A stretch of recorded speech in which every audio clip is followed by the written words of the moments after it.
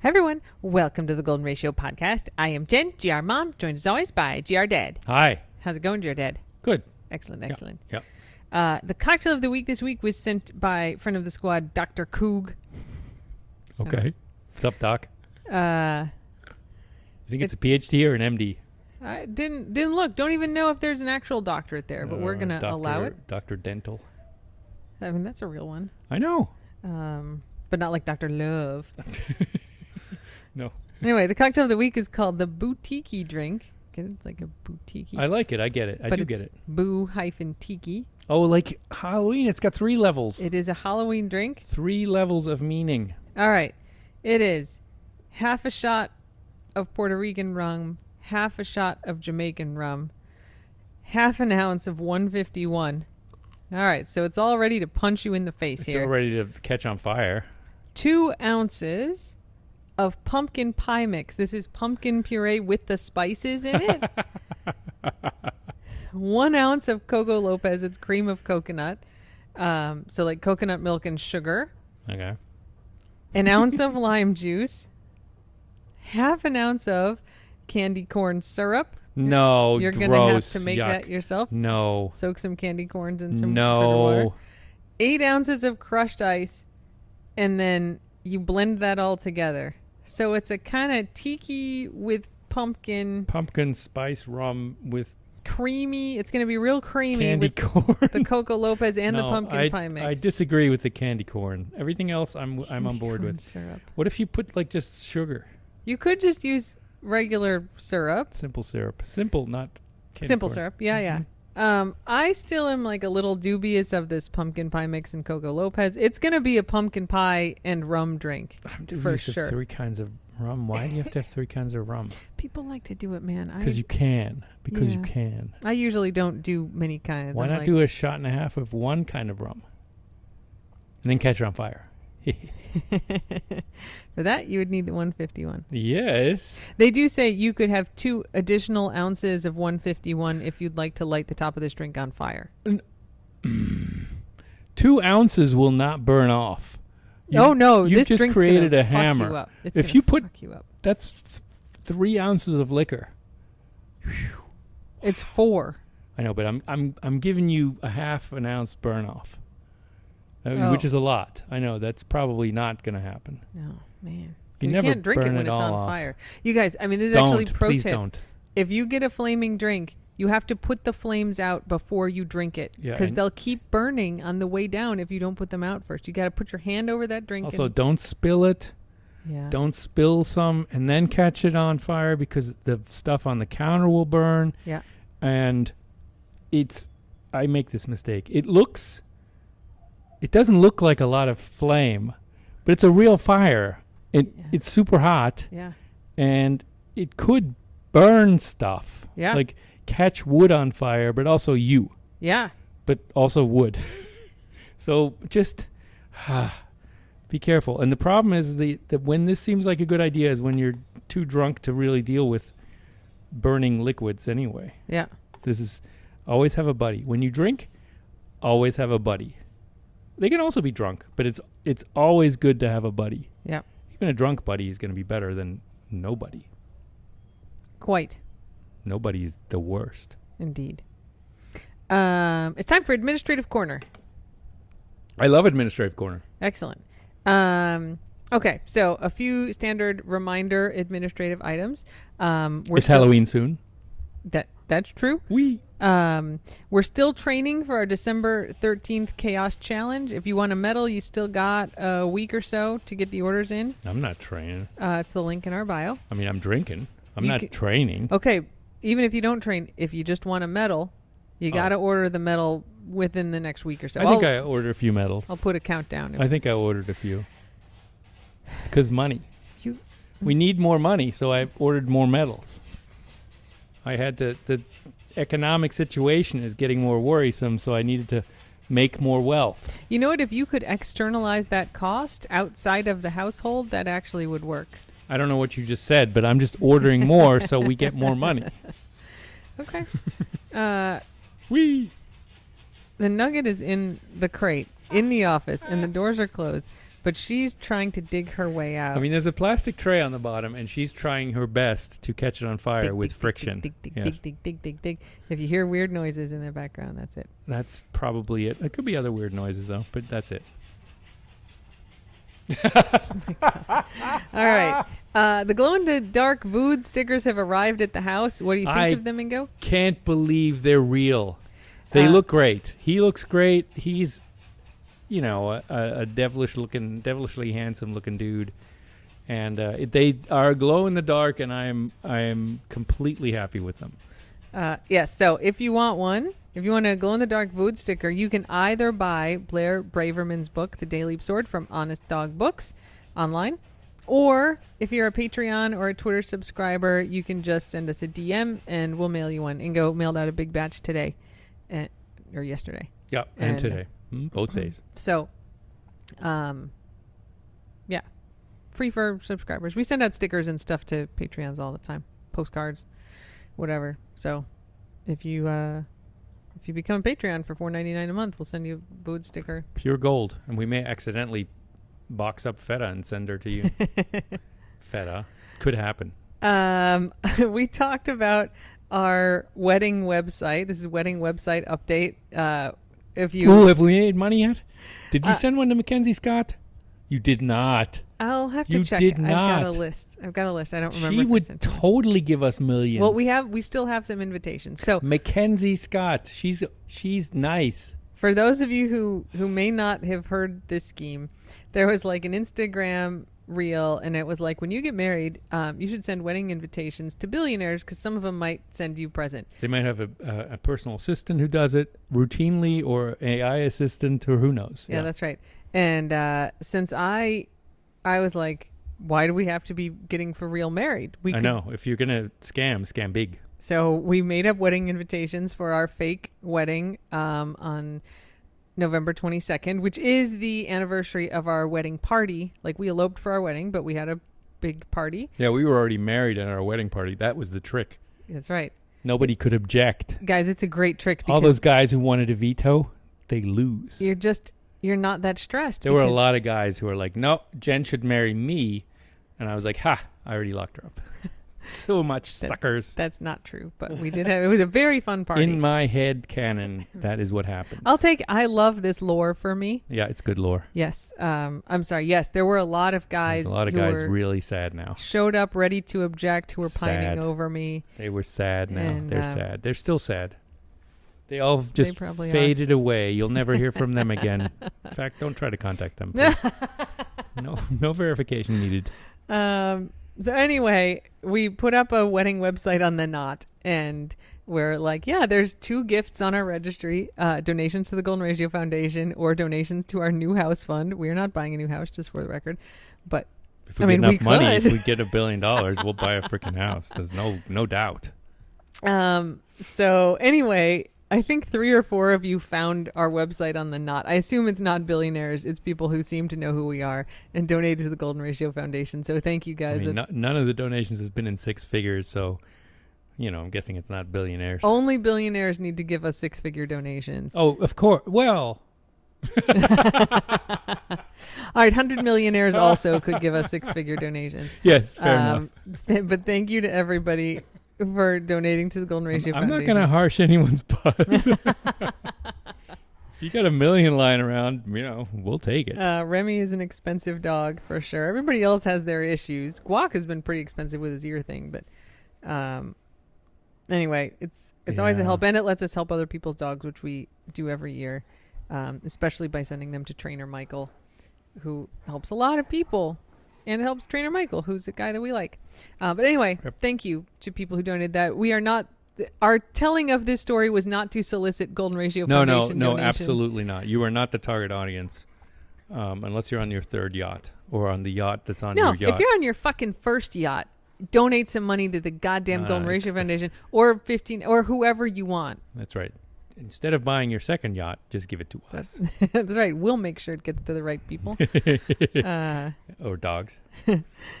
Anyway, no, that's not a solicitation for donations. Oh yeah, to the no, foundation. seriously, that is not a solicitation. Don't. That's the bit is funny.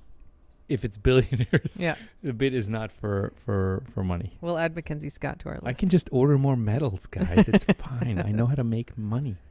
Okay, so that's the main administrative stuff.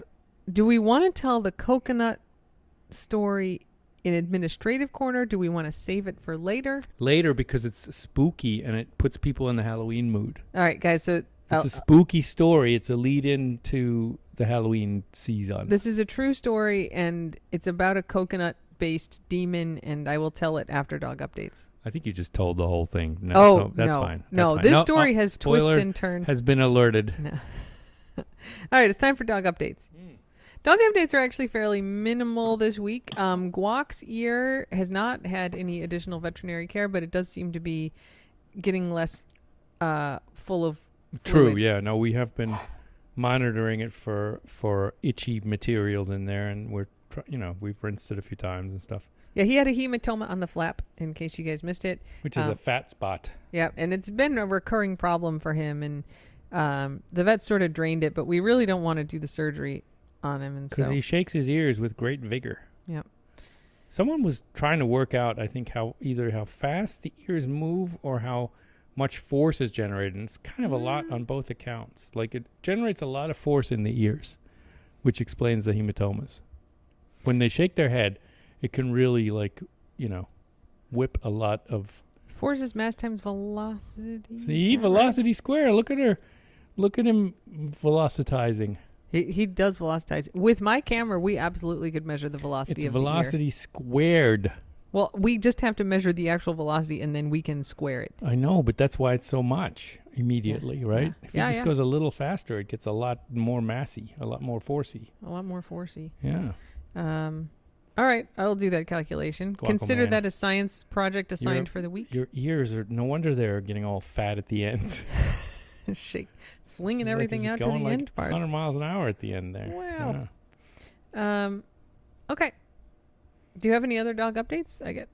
Nugget seems to have quieted down. That's an immediate update. Don't want to jinx it. But she's not digging I mean, it she's anymore. probably exhausted from digging. I've noticed that shampooing the dogs really makes them so much more silky. I mean, they swim all the time, and usually I just dry them because there's 5 of them. But when I do get the chance to grab one of them and put shampoo on them and then rinse them, they are so smooth and silky. I got Guac the other day, and now he's like so shiny and smooth, and it's great. I bet you invented this, white man. I bet no one. I'm not actually giving you a hard time. No, I'm giving well, those kinds I of already white was men going to be like, no, I don't think I did invent it. I think the whole point of shampoo has always been to do this. Oh. And when it's called dog shampoo, I bet that's what you're supposed to do with it. And that's what every vet has recommended to me when we have itchy dogs. Good job, Gwaggle. That's why we have chlorhexidine shampoo and not Yep. just regular shampoo because of the anti-itching. Indeed. So far, so good, guys. So far, so good. Yeah. Any other dog updates? Nah. Okay. And time for Taste of the Keys, which is also an update from last week because I told everyone Fantasy Fest was happening and that I was going to hang out at McDonald's all night and take pictures and do a little photo At essay. the all-night McDonald's in Key West. Last night was the night, and unfortunately, nothing super interesting happened. Womp, womp, womp. A lot of the college band kids were in there. Was it even an all-night McDonald's? It was. I eventually moved from the inside to the outside. I thought they were going to close. Well, I gotta say, eventually I was like, nothing's happening here. So maybe they It really did close was. at It was 2:30. like a very wholesome McDonald's experience. There was very little scandal or drama.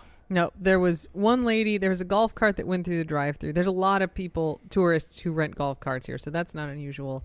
And there was a lady in a very small white dress and very high kind of kick-ass platform, high-heeled, patent leather, thigh-high boots. Black boots, right? Black boots. Yeah. And they got past the order window, and the line was moving kind of slow. And she got out of the golf cart and went back to the window to talk to the lady there. She's very drunk because I did talk to her eventually.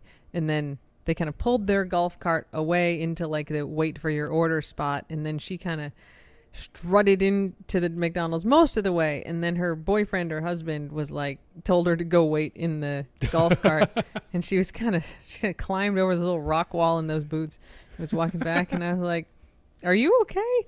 And she's like, "No, like I just want a drink, and I ordered a drink, and they wouldn't give it to me. It's taking such a long time, and I tried to go in, and they won't even give me a fucking cup that I could fill up with the drink myself." Do you think she wanted a margarita at McDonald's, like she didn't understand the concept? No, I think she was like, "Give me a rum and coke." She looked very tired. Very tired. Like she was ready for bed and probably was just thirsty. Wasn't getting her drink, though. They did eventually leave drinkless because the guy Okay, in her defense, you and I ordered a Diet Coke, and it did take about 45 minutes? 45 minutes, yeah. Because as you pointed out, we were at the end of the line. We didn't drive through. We went in. Yeah. And the drive-through wins. Yeah. But she was in the drive-through. She was. She was not waiting that long. It's still the Key West McDonald's. It used to take us. Yes. It was the slowest McDonald's on the Eastern Shore. Like often half an hour, and when we were the only ones in the drive-through line. It was part of the island charm that you knew you had to budget 20 minutes to get a Coke at McDonald's. Yep. Something happened and they fixed that at some point, and now it's but pretty you would just typical. order and then just kind of sit there. Yeah. Yeah. It was great. Indeed. Now everything is so fast. The modern world has taken over Key West even. Yeah. So anyway, there you go. I did not get many great pictures. I have several pictures of that lady. There was also a great, very elaborate Medusa zombie costume, and she was in the passenger side of a Jeep, and I got a good picture of her. Yeah, through that's a. I mean, it's a good thing she didn't look straight at you. Some people were a little suspicious because my camera was giant. And She would have turned you to stone. Let me back up and explain the mythology here. Medusa turns guys to stone when she looks at them. I did. Well, maybe it's when you look at her. Actually, it's when you look at her. Oh, I did absolutely miss that line of your joke, though. That's I'm sorry. why I think it's no, funny. I'm really embarrassed that I missed that, actually. Well, actually, it was Medusa. It's well known. You just got a good photograph of her, and so that's good. Yeah, but I'm you sorry. did. I've seen it. It's spooky. Her face, spooky. It was a good joke, and I'm sad I missed it. Sorry. It's funnier. The second joke is that you missed it. Now we have two jokes. This is much better. Anyway, yesterday was the locals parade, and I gotta say we have not been Fantasy Fest participating as hard as we could have. But on the other hand, we weren't going to go naked and get body painted anyway. So there's really, no. I mean, there's really a limit. Not me though. We saw some guy today who was just body painted and then had his privates in a little baggie, and it didn't have to be junk bag. It didn't have to be. This is not. It's just a little trying hard. Try hard. Inform me. I gotta say, like, I have not obviously lived with the male anatomy, but my feeling, having observed it, is that if you were to put the junk in a bag that has a little drawstring tie at the top, like those bags do that we see the guys walking in, that like the chance of it falling off is quite high. These are not like, I think they have like it goes around the back or something. There's got to be like a belt kind of like thing. Otherwise, it would kind of easily fall off, right? Yeah, I think so. Because you don't want to tie it too tight, because then you have other problems. Nah. That's how they castrate goats. Yeah, no, yeah, and you don't want that. I think other livestock, but I know of goats. Okay. Maybe that's what he was going for. Who knows? Maybe he's like, I'm doing the thing with my ow. I'm not looking that close. Ow. That just seems like it would actually invite something unpleasant at Fantasy Fest. Ow. Okay. Coconut or German word of the week? German word. Hang on. I got to look it up, though. Okay. We're that far again? We're already that far? Sorry. I'll pause it. And Don't you have a fish store? All right. We're back. I have a German word of the week that was sent in by a friend of the squad. And it's because a warning light came on in her car, and it's the Scheibenwischerwasserstandsanzeige. Licht. Anzeigelicht. Anzeigelicht. Fair enough. Yes, Jen. Yes, Jen. So Say it again. Scheibenwischerwasserstandsanzeigenlicht. It's So such a good it's one. a classic German sentence in a word, right? It's the Scheibenwischer is the windshield wiper. So Scheibenwischer. that's fair. Scheibe is windshield or window pane, and Wischer is a wiper. Wasserstand is water level. Scheibenwischer Wasserstand. And then Anzeige is display. And Licht is light. And Licht is light. Scheibenwischer Wasserstandsanzeigen Licht. So that's what's in your car instruction manual. I know nobody reads these except me. And Goat absolutely reads them. In your car's instruction manual, when you have like a little line, pointing to light 8 on your dashboard, it'll be Scheibenwischer Wasserstandsanzeigenlicht. And that is the low windshield washer fluid I know. light. And then you got to flip the page to read the rest of it. Yep.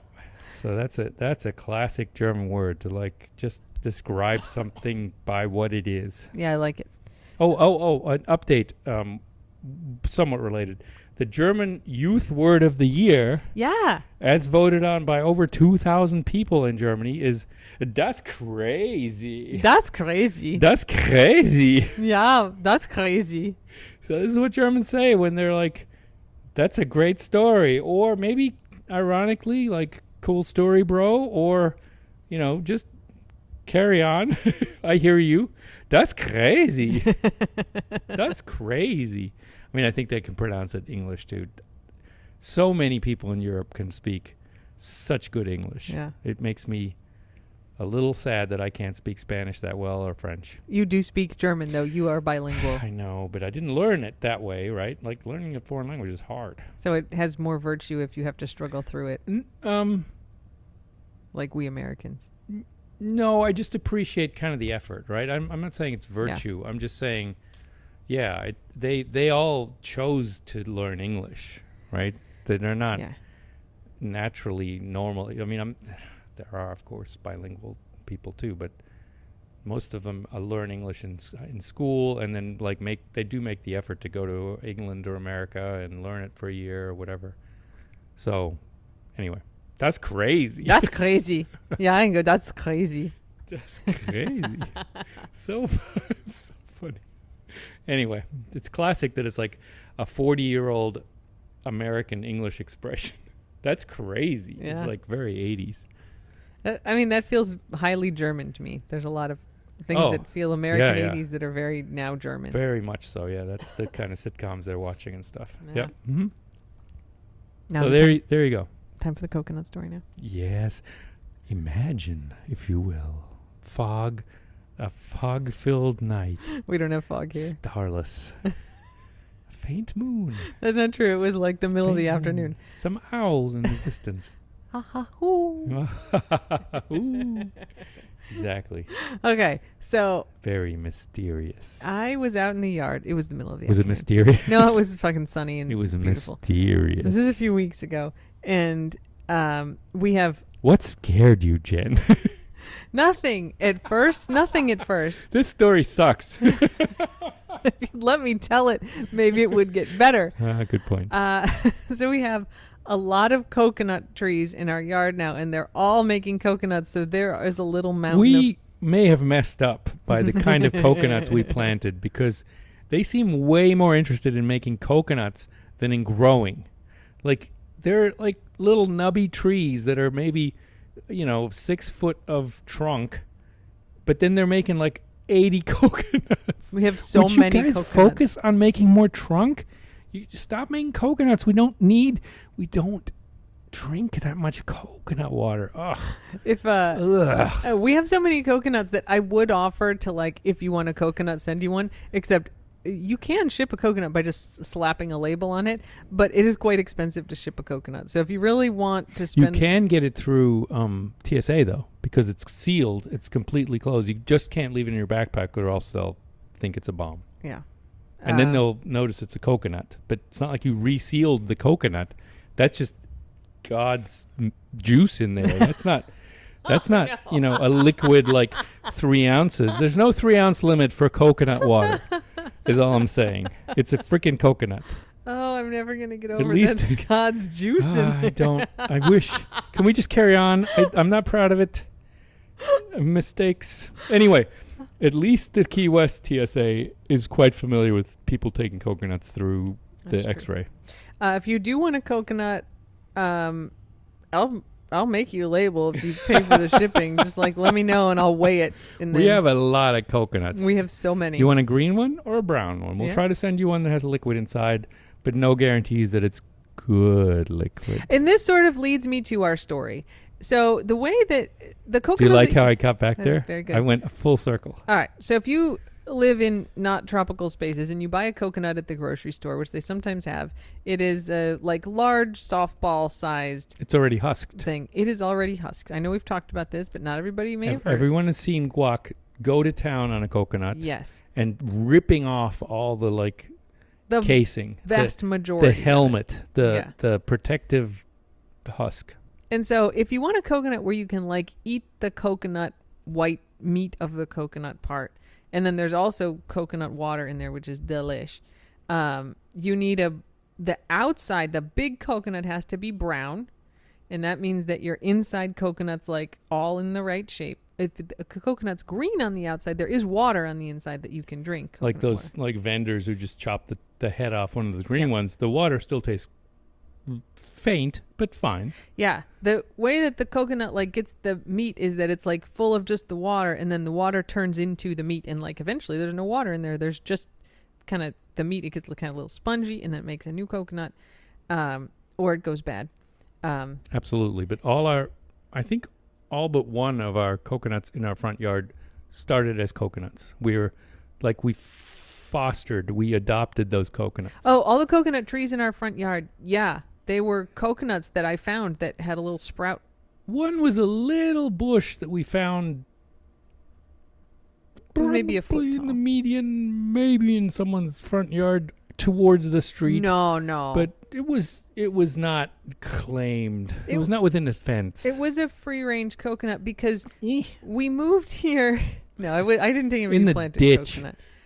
We bought this house in 2018. Hurricane Irma was in 2017. And so Hurricane Irma blew every coconut off of every tree in the Keys. And there were just rafts of coconuts up in the mangroves on the side of the roads. They do float. They do. So there were thousands and thousands of coconuts because they all blew off the trees and then into piles and piles. And so they would sprout. And this is what happens, right? That thing. Each coconut can make a whole palm. Yes.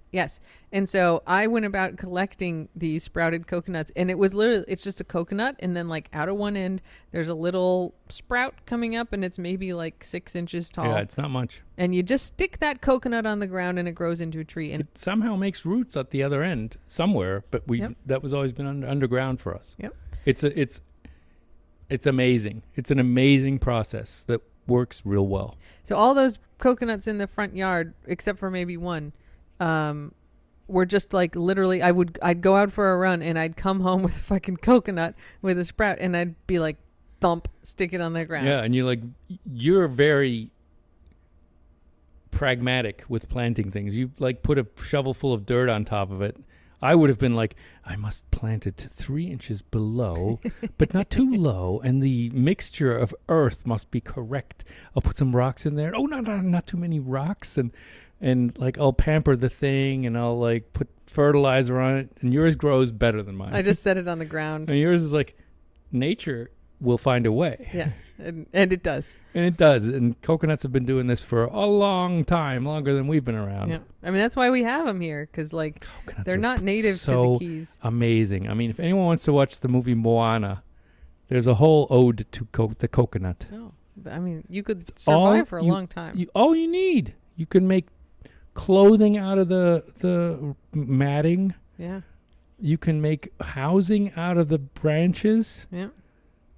You can eat the coconuts, and they make more and more and more. They do. It doesn't Make a take lot. much water. No. They just survive. They're amazing, and I think they're very saltwater friendly. If not, They are. They can live under if not water. prefer. Yeah. Yeah. So anyway, we have all these coconuts, but it's a pain in the ass to husk the coconuts, and then also like they're kind of weird to eat because you don't actually just eat a lot of coconut flesh. Yeah, you'd be surprised how quickly you get sick of eating the white stuff in coconuts. Plus, it's very hard to get out. Even with we have tried all the tools, it's very hard to get out. It's also not fat-free or anything. Oh, like no. if you ate too much of it, you wouldn't feel good. No, correct. No. Unless you're a dog. And then you also not feel... No. You know. So anyway, as you mentioned, the dogs do sometimes husk the coconuts, which is a pain in the ass to do. And then sometimes you have like a nice coconut like you'd buy at the grocery store and it's all sealed up. And if you shake it and you hear the fluid, the water in there, then you're like, oh, this is a good coconut to have. And there was a husked coconut in the front yard. And I was like, this is exciting. The dogs have husked a coconut and maybe I will bring it up and I'll get some coconut water out of it and eat some coconut flesh because it's been a while. It's like right there. It's like you were in the grocery store. And the easiest way to open up a coconut like the grocery store ones is to just like drop/throw it onto a hard surface like a concrete. Would you suggest sawing it open? Like you could hold it in your left hand and then take a Sawzall in your right hand and just pull the trigger on that Sawzall, which I have done. This is where it gets Halloween-y. This is very Halloween now because I did not cut my thumb off. You could have. The Sawzall did jump off the coconut onto my thumb several times. Sawzalls are terrible tools. A real question is why I went back a second time after I almost cut my thumb off the first time. Stubbornness. Yeah. Also, I didn't get the coconut open. So, no. Don't do that. Just go outside and throw it down on a paved surface and it'll crack open. You could drill 2 holes in it and drain it that way, but it's like the holes get full of gunk and then they don't drain anymore. It's a real journey. What Jen is saying is right. Yeah, I mean, if you want the coconut water on the inside, which is good, there's a little face on the top of the coconut, and the mouth part is... That's right. It can be punctured, and you can get the water. The surprised-looking mouth is what you have to drill through, because the other 2 holes are much thicker. Yeah, the eyes are... It's like wood. It's solid, but the mouth will poke out. Weirdly. It is very weird. But you can get the milk out, or the coconut water out from there, and then take your coconut outside and throw it on a hard surface to crack it open to get to the coconut meat. But you weren't going to drink the water. I didn't care about the water. We got so many green coconuts, I could get as much as I want. I just want to open it up and get the white part. And so I took this coconut and I threw it down on the ground. And you're like, I could use it in drinks. I could use it, just eat it. I could sprinkle it on things. Yep. We put it on cupcakes. All these things. You already, in your mind, were like, this is going to be great. This white stuff is going to be great. So I threw the coconut down on the ground and it cracked open exactly as it should. And instead of exposing this nice white flesh, it unleashed a clearly ancient demon that sure. some ancient god had banished and trapped in this coconut. The Polynesians had a lot of evil, angry demons, I'm sure. That coconut was not one husked by our dog. It's one that had been an alternative dimension for the safety of humanity and maybe the planet. And somebody unleashed it. It was probably Ella. It landed in our yard, and I violated the vessel that contained this otherworldly evil for, I think, millennia. When I threw that coconut down, it came out. And I could tell because of the smell. Because a rotten, rancid coconut is a smell unlike any other smell. Yeah. Does anyone know what a rotten potato smells like? This is... Oh, that's got the rotten potato is child's play. Rotten potato is enough to clear out the house, and it's child's play. Nothing compared to a rancid coconut. That flesh, that nice white flesh that you're used to in a coconut, is a kind of slushy gray. And, it was so bad. And I was like, oh, no. This is so bad. And it's one of those smells, like other dead thing, where, like, if you touch it, and you then go wash your hands, the smell doesn't... You can never get it off. It's like Lady Macbeth. You cannot. So this happened to be on a Tuesday late afternoon that I did this. And I know that because I was like, okay, I immediately need to get this coconut out of the yard because like some dog will get themselves in this. And also it's haunted. And Also, so, it's yard waste day. yes. So I picked up the coconut, and Ingo had already put the yard waste bins out at the curb. And these are like full-size trash cans, and we have like 6 of them, and they have palm fronds and stuff, and we have special pickup. They go for out that. every week. Yep. Stuff grows fast here. It does. And like one palm frond is like 20 feet long, and it fills up a whole can when you break it down into pieces. They're all out there at the curb already. So I'm like, all I need to do is carry this 2-part coconut demon container No, it's leaking evil. out to the curb. Evil. It's so evil. And I need to just toss it over the fence into one of the yard waste bins, and then we will be free. And so at arm's length, I pick up the pieces and I carry them, Such a sort of risky maneuver. holding my breath, trying not to let any of the other juices get out. And I get out there and I toss it over the fence into the yard waste bin, and everything is fine. Except when I walk back to the house, the entire yard now smells of this demon that I unleashed from the inside of the coconut. We haven't had mosquitoes since then. Yeah, that's Which is right. interesting. Everything died. I had to go in, like Inga was down in the little downstairs room, and I had to go in and be like, hey, when you come out, you're going to smell something. And it's this demon that I accidentally let out of the coconut. Everything is okay, except that there's a demon now, but there's nothing else going on. It would be fire and brimstone, sulfur and brimstone if it were like a Christian demon, but this is a Polynesian demon. It's nasty coconut nastiness. And I'm like, at least the timing on this was good, because it's Tuesday afternoon and the yard waste guys come at like 6 a.m. on Wednesday morning to pick up the yard waste. So they're going to take it away. And They have in the past, yes. they came a little bit late on this particular Wednesday, and I don't know what We were going shopping or something. We drove out. You might have gone up to Maryland. I might have driven you to the airport. Oh, I think so, yeah. And so I leave with Ingo and I drive him to the airport, and I come, and the yard waste had not been taken yet. But I come home from the airport and the yard waste has been taken. And I'm like, thank God the demon vessel and its associated smell are now gone. Except as I approach the house closer, I see that the yard waste bins are indeed empty, but laying in the middle of the street. Of the street. In the middle of the street. Annabelle. Is the coconut. Now, the coconut's in like 2 parts, and they're both there. But I didn't miss. They absolutely were in the yard waste bin, and It came back. it came back. Because the yard waste guys, like, they're dumping all that stuff in the truck. Like, it was nestled in with other branches and, like, palm fronds.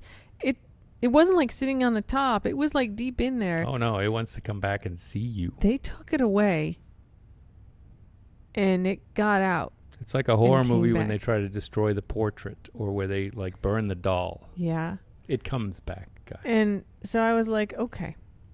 And so what I did is take the coconut, the 2 halves. What you should have done is burn the house down and get a new one. That still may have to happen.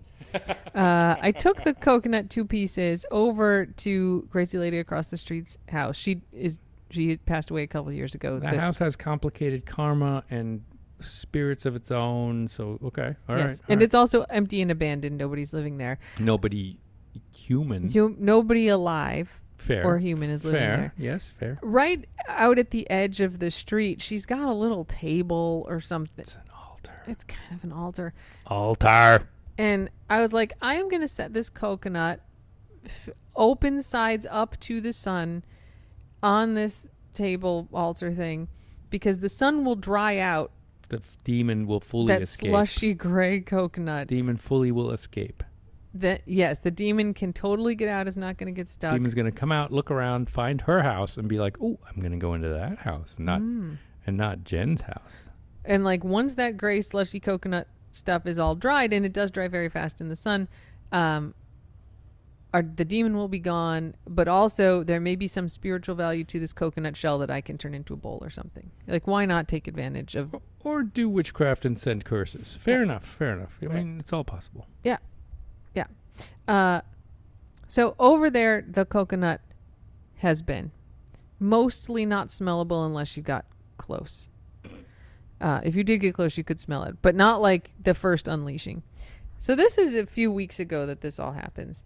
And then last week for sort of like You were gone some of the time. I was up and in there Maryland like for a things week. Were distracted. And so it was like Thursday or Friday last week. I was up in Maryland and I was like, you know what? I want to make pina coladas. And to make a pina colada, you need Coco Lopez, which we discussed before. It's cream of coconut. So it's coconut milk and sugar. And it's this sort of like thick syrup. And it's the like white stuff that goes in to make. It's very sweet. It's not at all like coconut water, in fact. No. This is what I used to think was in coconuts. It's not. No. Yes. Anyway, Coco Lopez. Cream of coconut. There's coconut cream, different. Coconut milk, different. Coconut oil, different. I know that now. This isn't I'm targeted just saying, I've made shopping mistakes. We all have. So Me too. cream of coconut is a thing that goes in tropical cocktails. And I was like, I know I've got some. I always have a couple cans. But, like, we're not in Maryland all that often, so there's often a lot of expired stuff in the cabinets. Holy cow. And I'm like, I want to make pina coladas, but let me make sure that the Coco Lopez is not expired. And I reach into the cabinet and I grab the can of Coco Lopez, and it's easy to identify because it's a kind of narrower can than, like, can of black beans or vegetables. Yeah, it's like 6 ounces or some weird format. Yeah. Yep.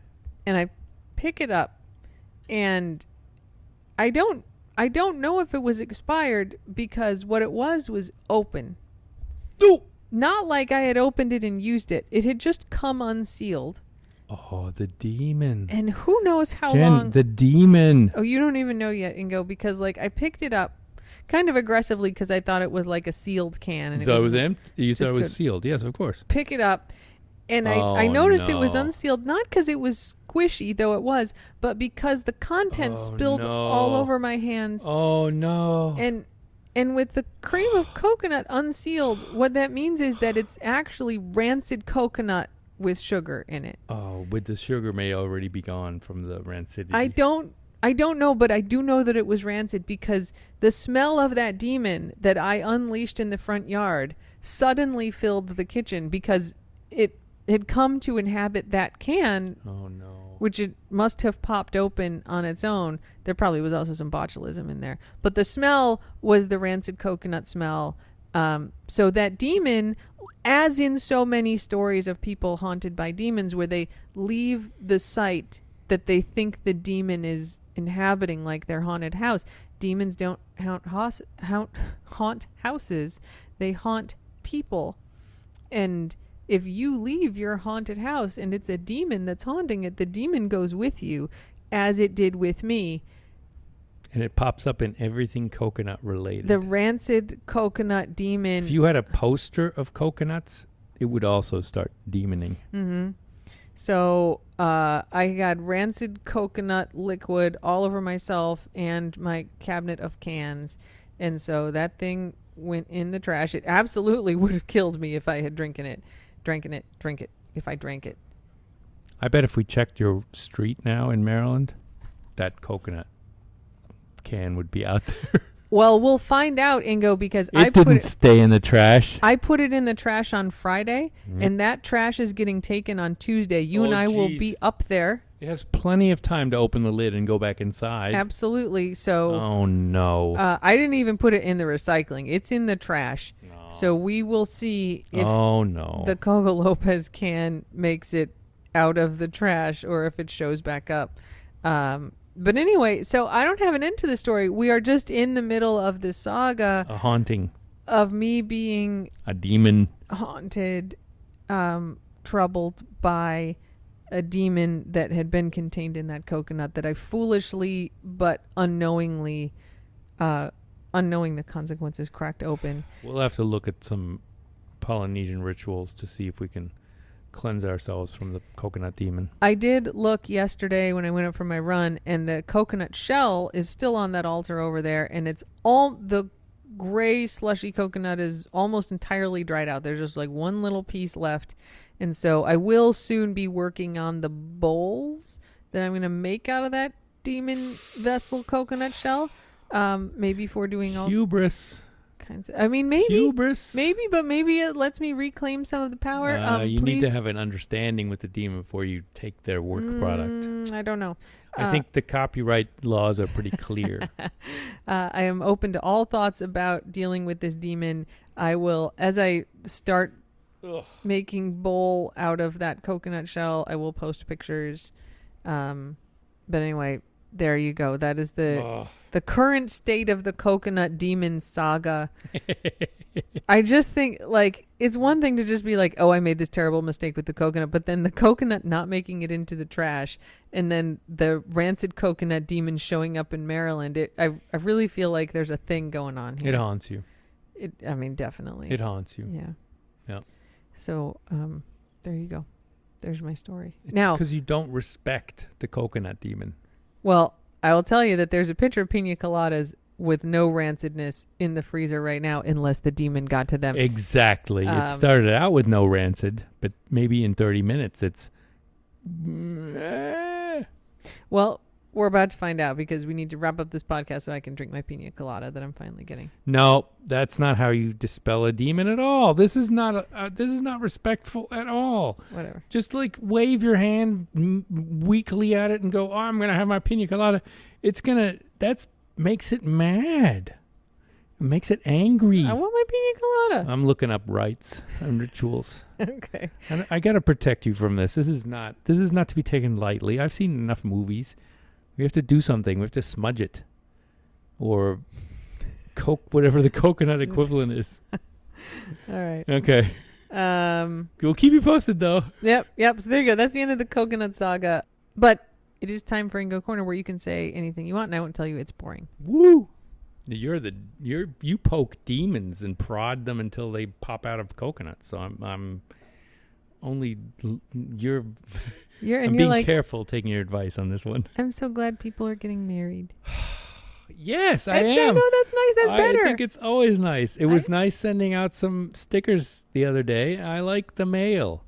I think the mail is a good thing, and we should keep doing it because it's hard to hack, and it's a way people can communicate in a meaningful fashion. Yep.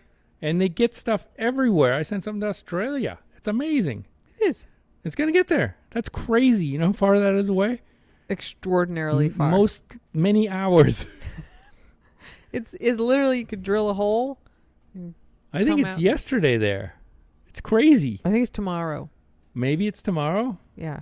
I don't know. It's definitely tomorrow. It's not today. No. That's amazing. It's like Jupiter. What the heck? Anyway, thanks all for listening and hang in there. Support each other because that's all we got. Indeed. And until next time, Slava Ukraini, and don't bite anyone unless they ask you to. That's right. Bye. Bye.